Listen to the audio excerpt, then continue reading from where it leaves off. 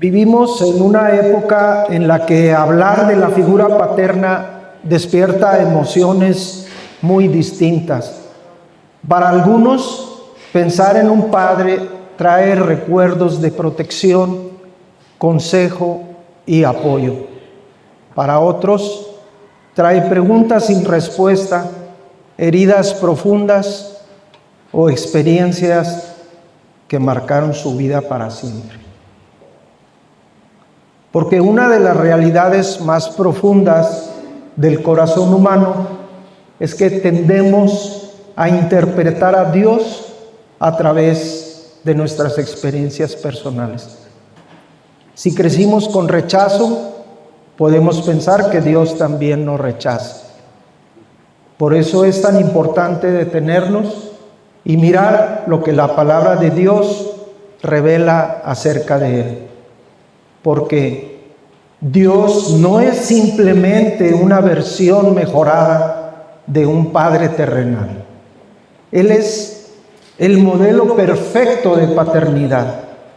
Él es el Padre que permanece fiel cuando otros fallan. El Padre que conoce nuestras luchas más profundas. El Padre que ve aquello que nadie más ve. El Padre que restaura lo que parecía perdido. El Padre que sana heridas que han permanecido abiertas durante años. La Biblia muestra constantemente a un Dios que piensa en familias, en hijos, en descendencia y en legado. Un Dios que desea romper ciclos de dolor y establecer ciclos de bendición.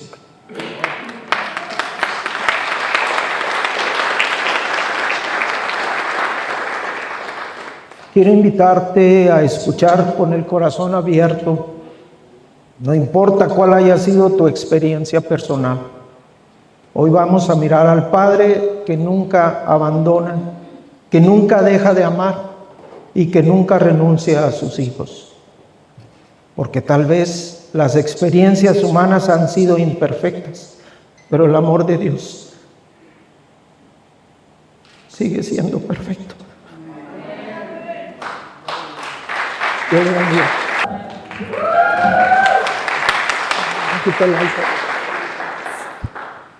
¿A quién le gusta mirarse en el espejo? A lo mejor a las mamás un poquito más que a los papás. Pero hoy vamos a ver sobre los papás. Imaginemos que compramos un espejo nuevo, bonito, de buena calidad. Pero antes de ponerlo en la sala, en la recámara, se nos mancha, se llena de polvo, de grasa. Quien se pone al frente del espejo y ve el reflejo, va a ver una imagen distorsionada, una imagen borrosa y desagradable. Sin embargo, el problema no es quién se está viendo en el espejo. El problema está en el mismo espejo. Dios diseñó la paternidad terrenal para ser un reflejo exacto de su amor, de su provisión y de su gracia. Sin embargo, el pecado y las debilidades humanas han manchado este espejo. Hoy en día, muchos hijos miran a sus padres y ven una imagen distorsionada de Dios. Y piensan que así es, un Dios lejano, severo o indiferente. Hoy vamos a tratar de limpiar el espejo para descubrir cómo es realmente el corazón de nuestro Padre Celestial. Dios es el Padre que provee. En nuestra cultura actual, cuando hablamos de proveedor, ¿en qué pensamos? Inmediatamente pensamos en una billetera, una chequera, el pago de la hipoteca, el pago de la colegiatura. Nos han hecho creer que el éxito de un papá depende de en qué barrio vive, de la marca de ropa que utilizan sus hijos, del colegio al que van. Pero déjenme decirles que si un padre solamente provee dinero, solamente está actuando como un cajero automático, no está actuando como un padre. Dios nunca se relacionó con la humanidad como un simple proveedor. Si bien es cierto que Él nos provee, Él no solamente se relaciona así, Él se relaciona como un dador de vida, de seguridad y de dirección. La provisión en el diseño divino es integral. Abarca lo físico, sí, pero también abarca lo emocional y lo espiritual. Un hijo puede dormir en una cama lujosa, pero en su corazón estar lleno de terror. O puede dormir en una cama muy humilde, pero dormir plácida y tranquilamente porque sabe que su papá está en el cuarto de al lado. Vamos a profundizar un poquito en dos dimensiones de la provisión de Dios que cada padre está llamado a replicar. La provisión material, que genera seguridad, y la provisión emocional, que genera identidad. Primero quiero hablar de la provisión material como fundamento de la fe. Vamos a la palabra de Dios en Mateo 7, del 9 al 11. ¿Qué hombre hay de vosotros que si su hijo le pide pan, le dará una piedra? ¿O si le pide un pescado, le dará una serpiente? Pues si vosotros, siendo malos, sabéis dar buenas dádivas a vuestros hijos, ¿cuánto más vuestro Padre que está en los cielos dará buenas cosas a los que se las pidan? Aquí Jesús está utilizando un contraste y dice, incluso ustedes, aún con su naturaleza caída y pecaminosa, tienen un instinto básico de preservación y cuidado de sus hijos. Y utiliza dos analogías muy conocidas para el pueblo judío en ese entonces: el pan y la piedra, y el pescado y la serpiente. En el mar de Galilea, en las orillas, había piedras redondas, lisas, de un tamaño muy parecido al pan que las madres de esa época horneaban en sus casas. Por eso era muy conocido por el pueblo. Entonces por eso le dice, ¿quién de ustedes le dará una piedra en lugar de un pan? Sabiendo que no los va a nutrir e incluso le puede romper los dientes. Y en el mismo mar de Galilea había anguilas consideradas impuras por el pueblo de Israel. Y algunas de estas eran parecidas incluso a los pescados comestibles. Por eso Jesús le dice, ¿quién de ustedes les dará una serpiente en lugar de un pescado? ¿Quién le va a dar algo que sabe que puede envenenarlo? ¿Cuál es la enseñanza detrás de esto? Que la provisión como padre debe de ser confiable y segura. Cuando un padre trabaja con diligencia, con honestidad, venciendo la pereza y el desánimo, está levantando paredes de un refugio. Y el apóstol Pablo, en 1 Timoteo 5:8, incluso dice, el que no provee para los suyos ha negado la fe y es peor que un incrédulo. ¿Por qué palabras tan duras? Porque Dios es un Dios de sacrificio, que se sacrificó para adoptarnos y proveernos salvación. Cuando un padre terrenal abandona sus responsabilidades, se vuelve perezoso, gasta el dinero del hogar en sus propios vicios, indirectamente le está diciendo al hijo, Dios es inconstante, Dios te va a abandonar, Dios te deja solo. Pensemos en un niño de 3, 4 años, no se despierta en la madrugada, todo ansioso, sudoroso, pensando, ¿habrá de comer mañana? ¿Tendrá mi papá para pagar la colegiatura? ¿Por qué? Porque el niño no tiene puesta su fe en la economía del país, El niño tiene su fe puesta en que su papá proveerá. Padres, ustedes cuando están proveyendo con fidelidad, están entrenando los músculos espirituales de sus hijos. Años más tarde, cuando estos hijos pasen por crisis, por desempleo, por necesidad, lo que le vendrá a la mente es: si mi papá terrenal, siendo imperfecto, nunca me dejó pasar hambre, ¿cuánto más mi Padre Celestial, que es el dueño del oro y de la plata, proveerá para mi necesidad hoy? Tu provisión material hoy es la plataforma de fe de tus hijos el día de mañana. Hablemos ahora de la provisión de identidad y el poder de afirmación. Esta es una dimensión todavía más crítica y lamentablemente descuidada en nuestra cultura. El sustento más profundo que un hijo necesita no lo encontramos en las tiendas. ¿Alguien se acuerda? Algo parecido cantaba Arjona Franco, creo, en la canción No Basta. Esta provisión se entrega a través de la presencia, el abrazo y la palabra hablada. Vayamos a Mateo 3:17.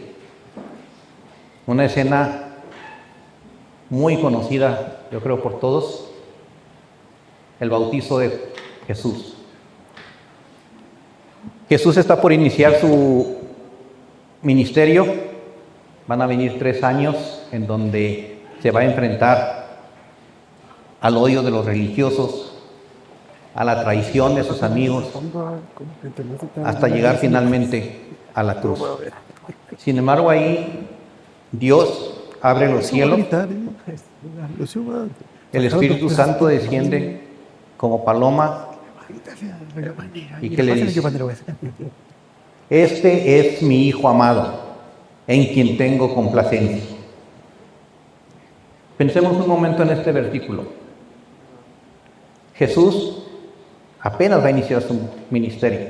No ha hecho milagros, no ha sanado a ningún leproso, no ha devuelto la vista a ningún ciego, no ha dado el sermón del monte. Diríamos que para este mundo Jesús no ha tenido ningún éxito, no ha tenido algo que poner en su currículum personal ni ministerial. Sin embargo, Dios no esperó a que hiciera milagros.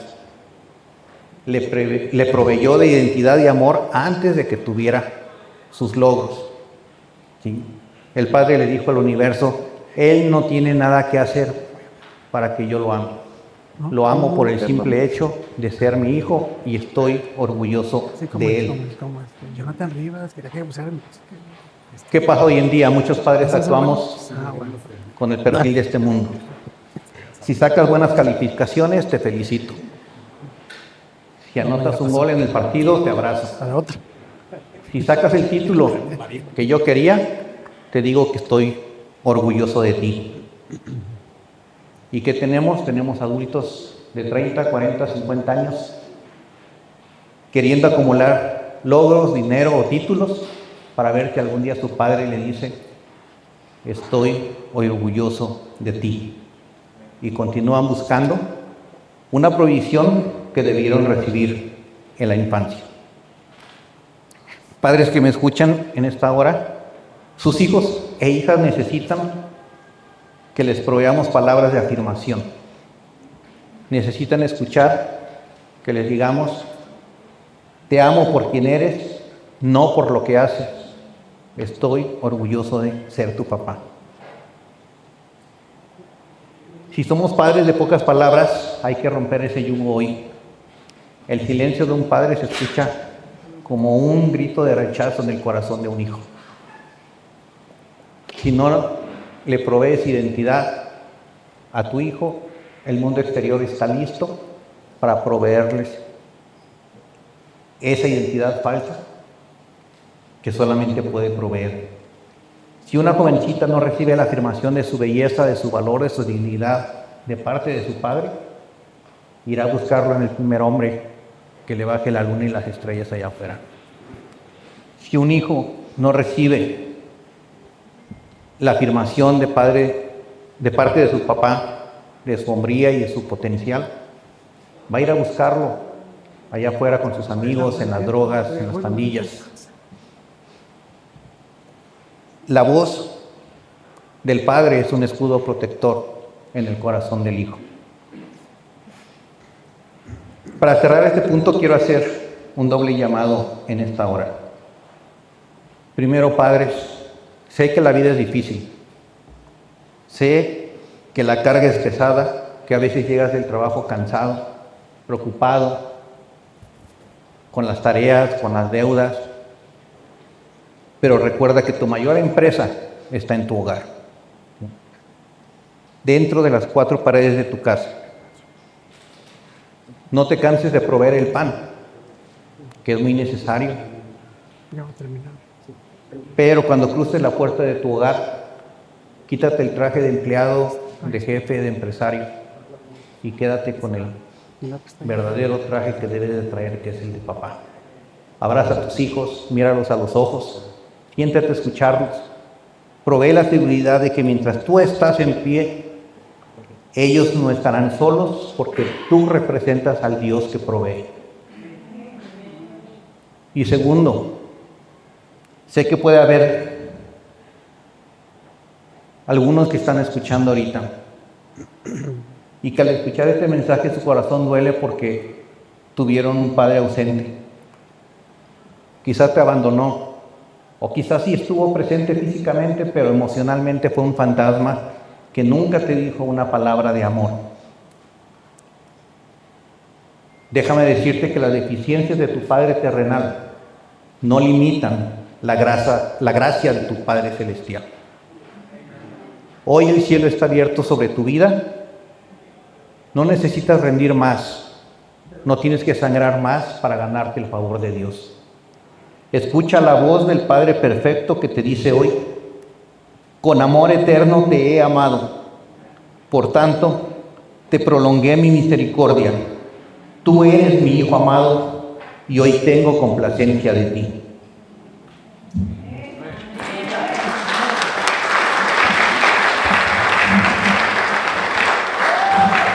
Gracias, Timo. ¿Cómo está, familia esencial? ¿Dónde están los papás rayados? ¿Papás rayados no hay? Eso, amén. ¿Y los papás tigres? Bienvenidos todos. Tengo un mensaje para ustedes, hablando del Día del Padre. Cuando hablamos de la figura paterna, no todos tenemos la misma historia. Algunos tenemos buenos recuerdos, felices, muy contentos. Sin embargo, hay otros que, por hacer del destino, no tenemos esa misma suerte. Tenemos heridas, tenemos dolor. La ausencia de la figura paterna a temprana edad, ya sea física o presencial, tiene un impacto en los comportamientos del ser adulto. El psicoanalista Sigmund Freud realizó varios estudios acerca del impacto de la ausencia de la figura paterna y nos explica cómo la relación padre e hijo influye profundamente en la formación de la personalidad del hijo, impactando fuertemente su identidad como adulto.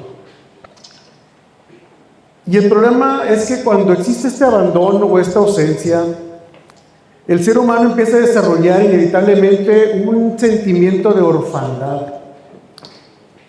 Y cuando estas heridas y estos sentimientos de orfandad no sanan, afectan directamente nuestra relación con nuestro Padre Celestial.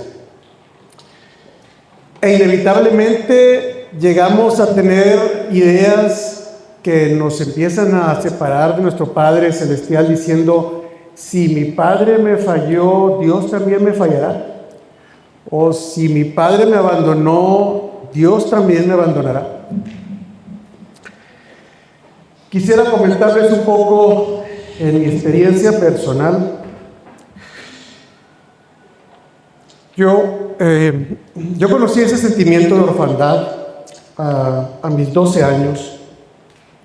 Yo vi cómo mi papá se fue de casa Yo lo acompañé y mientras él caminaba, su mirada estaba perdida y la mía estaba igual perdida. Llegó un momento caminando atrás de él que me dijo: hijo, ya no sigas, regresa a casa. Y aunque uno intenta ser fuerte, inevitablemente como niño uno se hace las preguntas que no tienen respuesta. Se pregunta: ¿qué pasó? ¿Qué sucedió? ¿Papá regresará? ¿Qué sucederá con nosotros? Y lamentablemente eso me hizo sentir ese sentimiento de orfandad, me hizo sentirme solo, sin guía. Eso me llevó a tomar malas decisiones y pues sí, sentí esa soledad, sentí esa especie de orfandad. David conocía ese sentimiento de orfandad. David vivió dos momentos en los que sintió este sentimiento de orfandad. En el primer punto, él siente un trauma de rechazo familiar. Cuando el profeta Samuel fue a la casa de su padre Isaí para ungir al próximo rey, Isaí presentó a 7 de sus hijos, olvidando a David en el campo, a quien dejó cuidando ovejas. Su propia familia lo marginó y lo consideraba insignificante. David sabía perfectamente qué se sentía ser dejado de lado por un padre. Más adelante, cuando David ya es adulto, vuelve a vivir este sentimiento de orfandad. Y cuando el rey Saúl lo persigue para darle muerte, David, para proteger a sus padres, tiene que tomar una decisión desgarradora, mandándolos a sus padres al exilio, al reino de Moab. David se convierte en un fugitivo que vive en cuevas, se queda literalmente solo en el desierto, experimenta este abandono forzado y se queda desprovisto del soporte, del abrazo y de la protección legal de su hogar paterno. Pero qué tan grande es el amor de Dios y la confianza y la fe que tenía David. Miren lo que escribió en el Salmo 27:10. Dice: aunque mi padre y mi madre me dejaran, con todo el Señor me recogerá. Amén. Es muy importante entender este salmo desde su raíz hebrea. Cuando David está diciendo: mi padre y mi madre me dejarán, él está utilizando una palabra hebrea, la palabra asaf. La palabra asaf no solamente quiere decir que su padre y su madre lo dejaban, sino asaf significa soltar, desamparar o romper un pacto. Para la mente semita, que un padre te abandonara equivalía a perder tu identidad. Perdías todos los derechos como hijo, la herencia legal. Incluso se podía considerar como si fuera un paria. También cuando dice el Señor me recogerá, la palabra asaf, que se traduce como recogerá, es la palabra clave de este poema. Y no significa recogerá simplemente levantar algo del suelo. Significa, asaf, en el antiguo Israel, era un término legal para acoger o hospedar o adoptar a un huérfano en una nueva familia, otorgándole todos los derechos de un hijo legítimo. El problema, mis hermanos, no es solamente la herida que deja este sentimiento de orfandad. El problema realmente es cuando esta herida empieza a gobernar tu vida. Porque una herida sin sanar se convierte en una identidad equivocada. Y cuando esto sucede, dejamos de vivir como hijos y comenzamos a vivir como huérfanos espirituales, sin una relación profunda con Dios. Es posible amar a Dios, es posible servir a Dios, y en muchas ocasiones venimos y servimos y alabamos, y aún así no tener una relación profunda con Dios. Pero Jesús vino a resolver exactamente este problema. Jesús no vino solamente a perdonar nuestros pecados, Jesús vino a reconciliarnos con el Padre. Por eso constantemente Jesús hablaba del Padre. Por eso nos enseñó: Padre nuestro que estás en el cielo. Porque Jesús quería sanar nuestra imagen con Dios. La máxima expresión del amor del Padre ocurrió en la cruz. Porque Dios no observó nuestro dolor de lejos. Él entró en nuestra historia. Él tomó nuestro dolor, tomó nuestra culpa, nuestras heridas. Él tomó nuestro abandono y nos hizo hijos suyos. Por medio de Cristo ya no somos más huérfanos espirituales. Quizá hoy algunos descubran que la raíz de ciertas inseguridades no sea la falta de capacidad o de amor, sino la falta de sanidad. Y el Padre Celestial hoy quiere comenzar esa obra contigo. David nos está escribiendo una bonita metáfora poética. David está hablando desde sus cicatrices. Lo que David está declarando es: aunque las dos personas que por diseño divino debían protegerme, me fallen, me olviden, o las circunstancias me separen de ellas, el Dios del pacto activa su protocolo de adopción real sobre mí.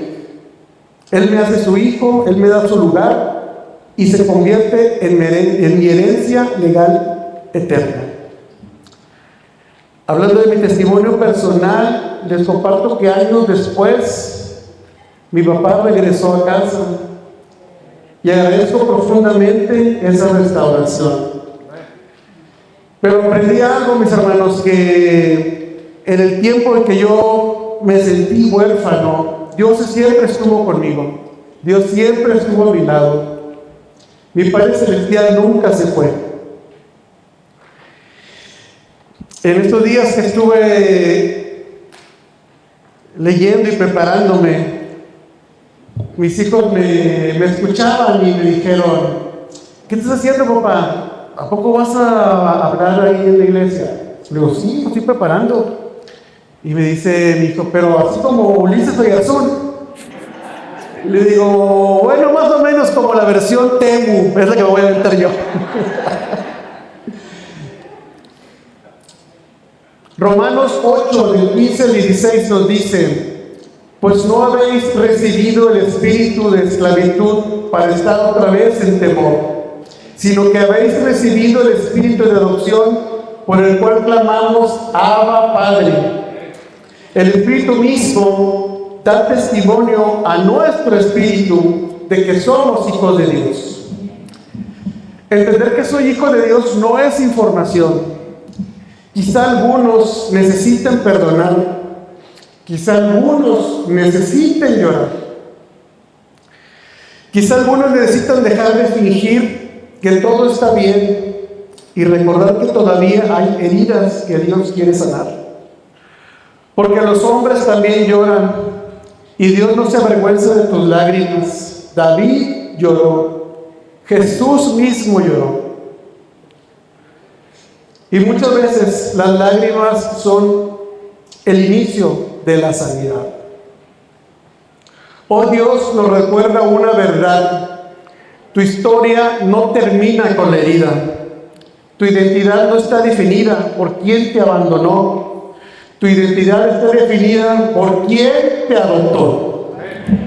Quizás tu padre te falló, quizás nunca estuvo, quizás estuvo físicamente pero ausente.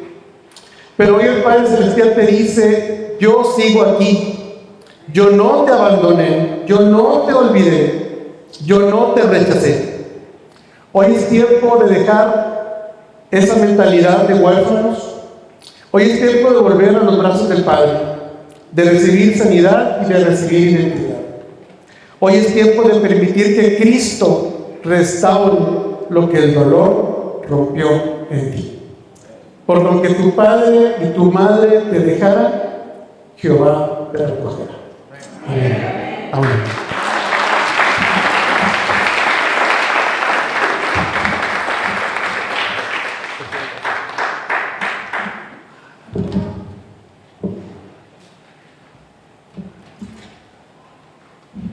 ¿Cómo están, familia? Familia Esencia. Espero que estén disfrutando esta reunión en la casa de Dios. Fíjense que me ha tocado el tercer punto de este mensaje. Y primero agradezco a la iglesia que nos permite lograr tener este espacio. Creo que es una gran responsabilidad poder compartir un pequeño mensaje, por más pequeño que sea, es una responsabilidad y un compromiso, ¿verdad? Y agradecemos a Alejandro que nos estuvo por ahí coordinando, y bueno, para el staff de hombres, Juan Naranjo, no sé si esté por ahí, pero bueno, agradeciendo a Sergio Luna y Juan Manuel, son parte de los diáconos de la iglesia. Y bueno, sin más, quiero compartirles el tercer punto, que se titula El Padre que forma una generación para Dios, o en otras palabras, el Padre que deja un legado. La base bíblica la quisiera leer, está en Deuteronomio 6, del 4 al 9, dice: Oye Israel, Jehová nuestro Dios, Jehová uno es, y amarás a Jehová tu Dios de todo tu corazón y de toda tu alma y con todas tus fuerzas. Y estas palabras que yo te mando hoy estarán sobre tu corazón, y las repetirás a tus hijos, y hablarás de ellas estando en tu casa, y andando por el camino, y al acostarte y cuando te levantes. Es decir, en todo momento. Y las atarás como una señal en tu mano, y estarán como frontales entre tus ojos, y las escribirás en los postes de tu casa y en tus puertas. Este pasaje tiene una enorme riqueza, porque está inmediatamente después del Shema Israel, que es la declaración de fe más importante del pueblo judío. El versículo 4 y el 9 son la declaración más importante que los judíos tienen, y esta la repiten constantemente. Dicen que en la mañana, en la mediodía y en la noche ellos están repitiendo constantemente esta declaración acerca de Dios. Entonces, iglesia, hoy hemos escuchado verdades muy importantes acerca del corazón de un padre. Pero después de todo esto surge una pregunta. ¿Qué es lo que un padre deja en el corazón de sus hijos realmente? Porque llegará el día en que nuestros hijos ya no necesiten que los tomemos de la mano. Llegará un momento en que nuestros hijos tienen que tomar sus propias decisiones.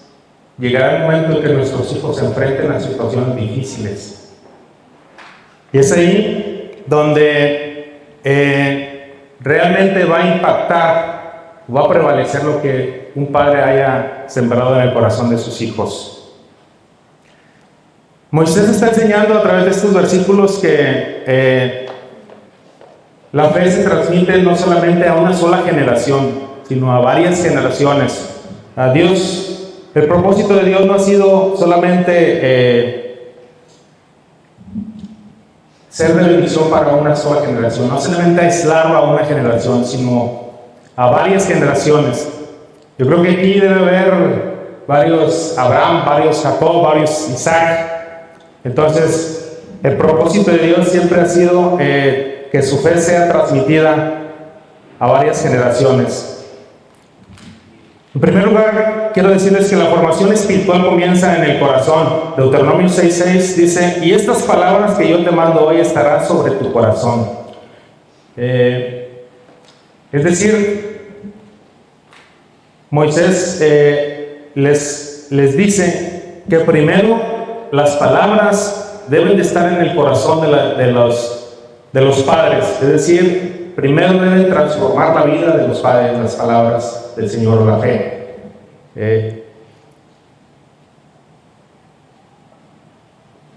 Dice, perdón, Perdón por la tecnología. Se me está brincando aquí esta.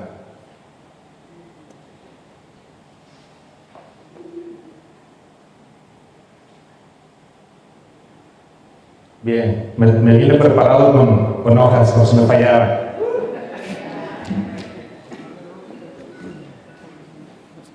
Decía que la formación espiritual comienza en el corazón. Deuteronomio 6:6 dice: estas palabras que yo te mando hoy estarán sobre tu corazón. En hebreo, el corazón, lev, no es solamente la sede de las emociones, sino también del pensamiento, de la voluntad y de las decisiones, ¿sí? Todo lo que nosotros hacemos, todo lo que nosotros decidimos, todo lo que nosotros pensamos, primero es sembrado en el corazón. Si tenemos un corazón sano, vamos a tener buenos pensamientos. Si tenemos un corazón en el cual no han sido sembradas cosas buenas, pues vamos a tener malas decisiones, vamos a tener malos pensamientos, y por lo tanto nuestra voluntad se va a inclinar a hacer lo malo. Entonces, todo comienza en el corazón. Antes de enseñar a otros, debemos permitir que Dios primero nos transforme a nosotros. O sea, no podemos transmitir una fe que no ha sido sembrada en nosotros. No podemos formar discípulos si nosotros mismos no estamos siendo discipulados. La transformación siempre empieza primero nosotros como padres. Entonces, para formar generaciones que tengan el temor de Dios, primero tenemos como padres que ser transformados. La fe que transforma generaciones primero debe transformar corazones. En segundo lugar, quiero compartirles que la fe se transmite en la vida cotidiana. Deuteronomio 6:7 dice: y la repetirás a tus hijos. El verbo utilizado aquí tiene la idea de grabar, afilar o imprimir continuamente. No se trata de una lección ocasional, se trata de algo constante, Dice: la repetirás a tus hijos, dice, estando en casa. Dice: y la repetirás andando por el camino, la repetirás al acostarte, la repetirás al levantarte, es decir, en todo momento. Y yo recuerdo en este punto, me estaba acordando de mi mamá. Cuando yo era pequeño, tenía algunos 8 o 9 años. Somos 5 hermanos, dormíamos 4 en una cama. El más pequeño era bebé, dormía con mamá. Y recuerdo que mamá, por la noche, siempre nos hacía, todos los días, decir un texto bíblico con la letra del día. Que empezara con la letra del día en el que estaba. Por ejemplo, si era lunes, decir un texto con la L. Y recuerdo todavía los textos, porque a veces ahí nos peleábamos mis hermanos y yo para decir: oye, yo digo primero, porque no sabíamos tantos con la L. Yo decía: lámpara es a mis pies tu palabra y lumbrera a mi camino. Salmo 119, 105. Martes: mas Dios muestra su amor para con nosotros, en que siendo aún pecadores, Cristo murió por nosotros. Miércoles, ahí ya nos perdíamos un poco,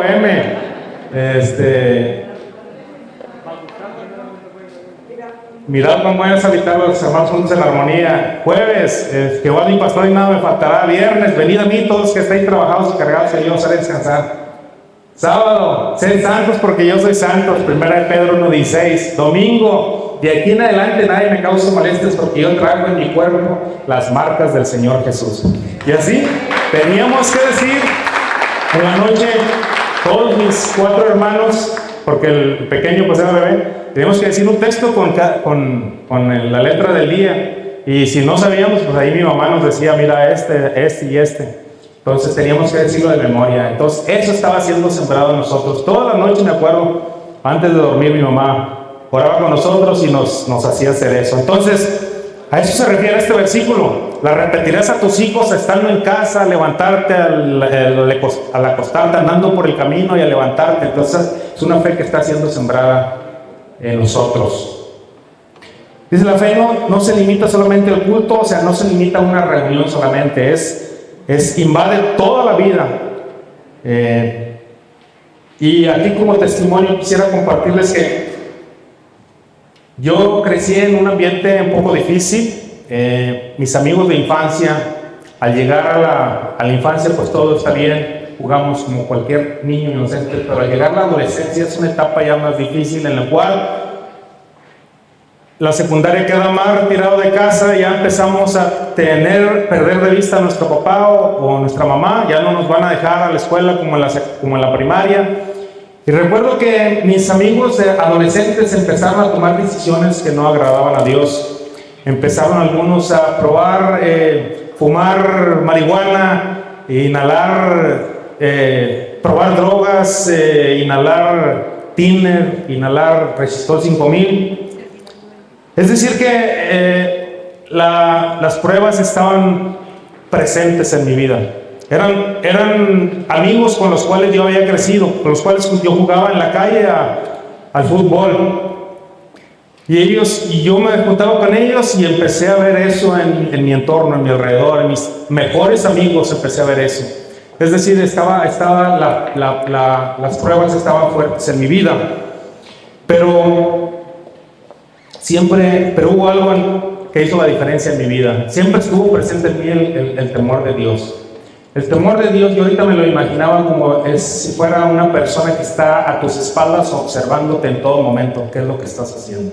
Si estás haciendo cosas que están de acuerdo a como tú creciste, a como tú fuiste instruido. Así me imagino yo la presencia de Dios o el temor de Dios. Entonces, ese temor no apareció por casualidad, fue una herencia que recibí de mis padres la recibieron de mis abuelos. Yo vengo de una tercera generación por parte de mi mamá, la cual se ha venido transmitiendo la fe.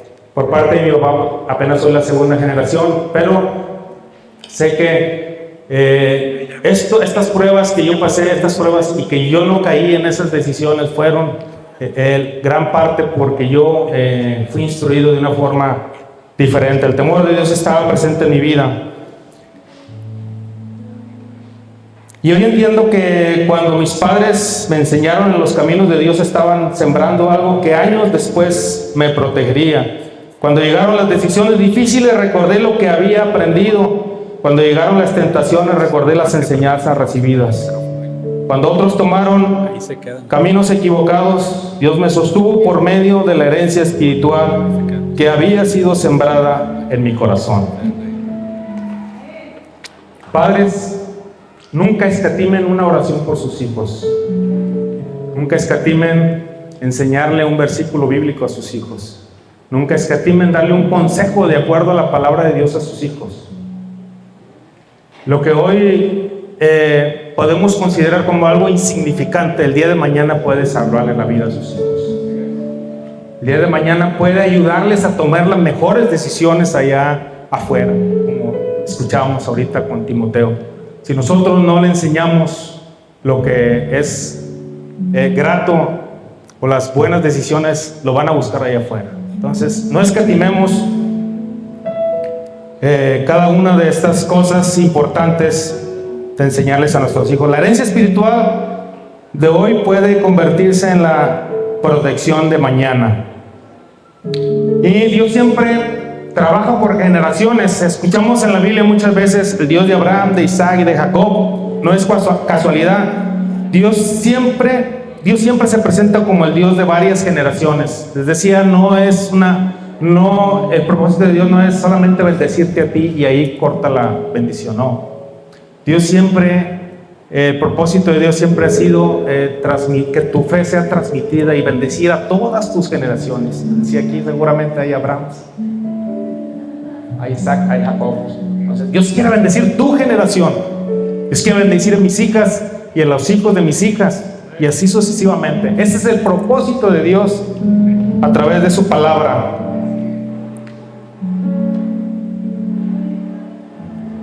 En el pensamiento hebreo, una generación aislada nunca fue el objetivo. El propósito siempre fue la continuidad del pacto. Por eso los salmos dicen en 145:4, generación a generación se celebrarán tus obras. El reino de Dios avanza cuando una generación enseña a la siguiente. Cuando una generación deja de enseñar, la siguiente comienza a olvidar. Pero cuando una generación transmite la fe, el reino de Dios sigue avanzando. Aplicación para la iglesia, familia de Esencia. Nuestra responsabilidad como Esencia Monterrey, como comunidad, no estamos llamados únicamente a reunirnos cada semana. Estamos llamados a formar personas, a discipular familias, a levantar jóvenes comprometidos, a mostrar a nuestros hijos una fe auténtica. Esa es nuestra responsabilidad como comunidad de Esencia Monterrey. Hoy hemos visto 3 retratos de la paternidad según el corazón de Dios. El Padre que provee, mencionaba nuestro hermano Timoteo. El Padre que permanece, nuestro hermano César. Y yo les compartía el Padre que forma una generación para Dios. Nuestro Padre Celestial hace esas 3 cosas. Nos bendice, nos acompaña y nos prepara para transmitir su verdad a otros. La verdadera grandeza de un padre no se mide por lo que deja en una cuenta bancaria, nos decía Timoteo. Se mide por lo que deja en el corazón de quienes vienen detrás de él. Y la verdadera grandeza de una congregación tampoco se mide por el tamaño de sus reuniones. Se mide por la capacidad de transmitir la fe de una generación a otra. Que Dios nos ayude a ser hombres y mujeres que dejen una herencia espiritual que permanezca mucho después de que nosotros ya no estemos aquí. Y quiero por último compartirles una anécdota de mi padre. Hace algunos años, yo tuve el privilegio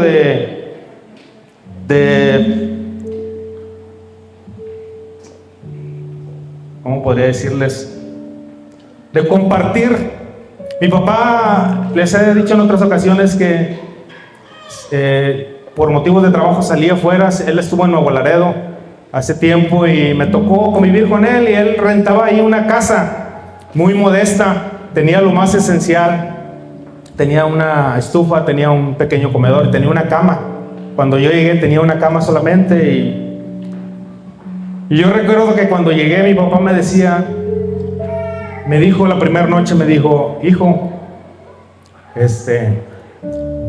solamente tenemos una cama. Si quieres, puedes tú tomar la cama y yo me duermo en el piso. No recuerdo si lo acepté o no lo acepté, pero eso es algo que tengo grabado en mi corazón y que lo he platicado a mis hijas. De esa manera es el amor de Dios. Así es como Dios transmite el amor a través de nuestros padres. Así es como nosotros queremos a nuestros hijos. De esa manera, de esa forma, entregarlo todo, sacrificarlo todo por nuestros hijos. Así nos ama, iglesia, así nos ama Dios, y de esa manera quiere que nosotros amemos a nuestros hijos. Dios los bendiga y